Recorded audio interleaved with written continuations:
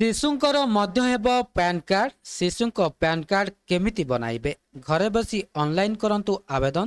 ଜାଣନ୍ତୁ ପୁରା ପ୍ରୋସେସ୍।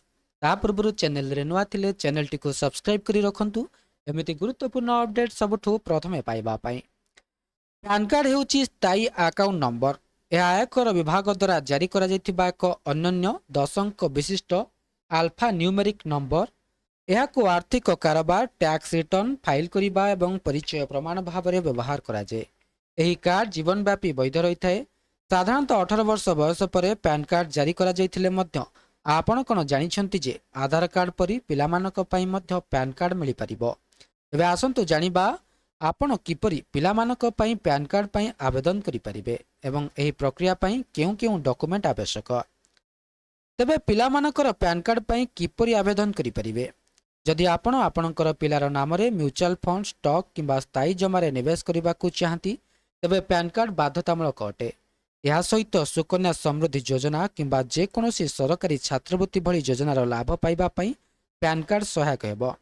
ସୌଭାଗ୍ୟବଶତଃ ପିଲାର ପ୍ୟାନ୍ କାର୍ଡ ପାଇବା ଏକ ଅତ୍ୟନ୍ତ ସରଳ ପ୍ରକ୍ରିୟା। ଏଥିପାଇଁ ଆପଣଙ୍କୁ ଘରୁ ବାହାରକୁ ଯିବାକୁ ମଧ୍ୟ ପଡ଼ିବ ନାହିଁ। ଆପଣ ସିଧାସଳଖ ଆପଣଙ୍କ ମୋବାଇଲ ଫୋନରୁ ଅନଲାଇନରେ ଆବେଦନ କରିପାରିବେ। ସମ୍ପୂର୍ଣ୍ଣ ପ୍ରକ୍ରିୟା ପାଇଁ କେବଳ 107 ଟଙ୍କା ଖର୍ଚ୍ଚ ହୋଇଥାଏ ଏବଂ ଯଦି ଆପଣଙ୍କ ପାଖରେ ସଠିକ୍ ଡକୁମେଣ୍ଟେସନ ଅଛି ତେବେ ଆବେଦନ ଶୀଘ୍ର ସମାପ୍ତ ହୋଇପାରିବ। ତେବେ ଆସନ୍ତୁ ଜାଣିବା ପିଲାର ପ୍ୟାନ୍ କାର୍ଡ ପାଇଁ ଆବଶ୍ୟକୀୟ ଡକୁମେଣ୍ଟ କ'ଣ ରହିଛି।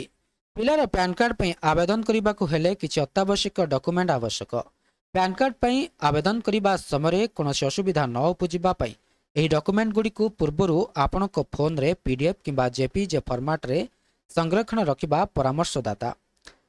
ପିଲାର ଜନ୍ମ ପ୍ରମାଣପତ୍ର ଏହାର ସବୁଠାରୁ ଗୁରୁତ୍ୱପୂର୍ଣ୍ଣ ଡକୁମେଣ୍ଟ କାରଣ ହେଲା ପିଲାର ବୟସର ପ୍ରମାଣ ଭାବରେ କାମ କରେ। ଦ୍ୱିତୀୟରେ ପିଲାର ଆଧାର କାର୍ଡ। ଅନଲାଇନ୍ ପ୍ୟାନ୍ କାର୍ଡ ଆବେଦନ ଦାଖଲ କରିବା ପାଇଁ ପିଲାର ଆଧାର କାର୍ଡ ବାଧ୍ୟତାମୂଳକ। ମା କିମ୍ବା ବାପାଙ୍କ ଆଧାର କାର୍ଡ ପରିଚୟ ଏବଂ ଠିକଣା ପ୍ରମାଣ ପାଇଁ ମା କିମ୍ବା ବାପାଙ୍କ ଆଧାର କାର୍ଡ ବାଧ୍ୟତାମୂଳକ ଅଟେ।